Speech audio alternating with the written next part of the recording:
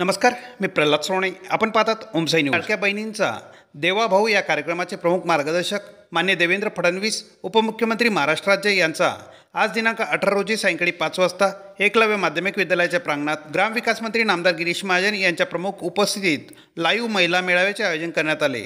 यावेळी नामदार महाजन यांनी महिलांनी रक्षाबंधनाच्या पूर्वसंध्येला राख्या बांधून शासनाच्या माध्यमातून मिळालेल्या माझी लाडकी बहीण योजनेअंतर्गत 3,000 रुपये खात्यात जमा झाल्याने आनंद व्यक्त करीत स्वागत केले। यावेळी नामदार महाजन यांनी महिलांसाठी शासनाच्या माध्यमातून राबविण्यात येणाऱ्या योजनांची माहिती दिली।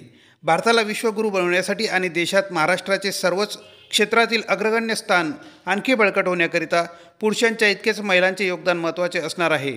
राज्यातील प्रत्येक महिलेला सामाजिक, शैक्षणिक व आर्थिकदृष्ट्या सक्षम बनविण्यासाठी राज्य सरकार व लोकसहभागातून राज्यव्यापी प्रयत्न करत 1 कोटी महिलांना थेट शासकीय योजनेचा लाभ देणे, 20 लाख नवीन महिलांना शक्ती गटाशी जोडणे, 10 लाख महिलांना रोजगार व तांत्रिक प्रशिक्षण देणे, 5 लाख महिलांना उद्योग उभारणीसाठी भांडवल उपलब्ध करून देणे आणि 10 लाख महिला उद्योजकांना बाजारपेठ व ग्राहक उपलब्ध होण्यासाठी व्यवस्था उभी करण्याचा मानस व्यक्त केला।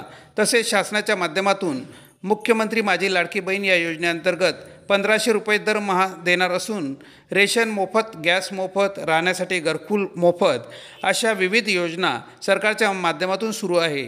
महिलांनी उपमुख्यमंत्री देवेंद्र फडणवीस यांच्या लाईव्ह कार्यक्रमात सहभाग घेतला। नंतर गिरीश महाजन हे आमचे भाऊ असून सदैव त्यांच्या सोबत असल्याच्या भावना व्यक्त केल्या। तसेच नामदार गिरीश महाजन यांनी दोन्ही हातांना हातभर राख्या बांधल्यामुळे माझ्यावर माझ्या बहिणींची मोठी जबाबदारी असल्याच्या प्रतिक्रिया दिल्या। या मेळाव्यात जामनेर नगरीच्या नगराध्यक्षा मान्य सौ साधनाताई महाजन, संध्या पाटील, वैशाली चौधरी, सुरेखा पाटील, नीता पाटील यांच्यासह शेकडो महिला सहभागी झाल्या होत्या। तसेच भाजपा तालुकाध्यक्ष चंद्रकांत बावस्कर, ॲडव्होकेट शिवाजी सोनार, जितेंद्र पाटील, संजय गरुड, जे.के. चव्हाण, तुकाराम निकम, रवींद्र जालटे, कमलाकर पाटील, निलेश चव्हाण, अतिश जालटे यांच्यासह पदाधिकारी, कार्यकर्ते मोठ्या संख्येने सहभागी झाले होते।